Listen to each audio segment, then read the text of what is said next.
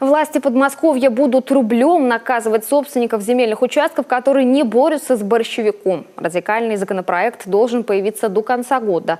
Об этом говорится на сайте областного правительства.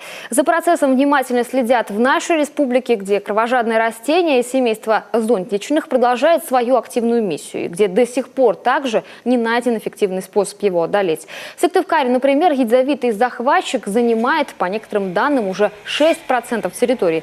Текущие меры, применяемые в городе, ученые открыто называют неэффективными. За 3 года, говорит сотрудник Института биологии Игорь Далько, потрачено 3 миллиона рублей. При этом 90% средств ушло на покос. На это мэр Валерий Козлов предложил не критиковать, а предлагать.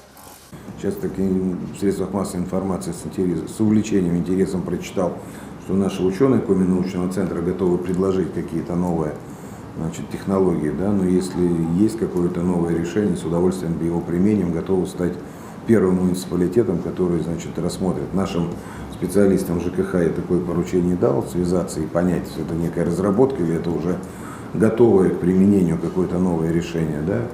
Ну, могу сказать, что сейчас идут переговоры. Одна из строительных компаний, которая работает в орбите, вышла с инициативой, дополнительно нам помочь и обработать больший объем химическими реагентами территорий в районе орбиты, эти большие площади. Поэтому, если это произойдет, с благодарностью примем. Авось помогут санкции. Возвращаясь в Подмосковье, там хозяевам завоеванных территорий грозят штрафы до 1 миллиона рублей.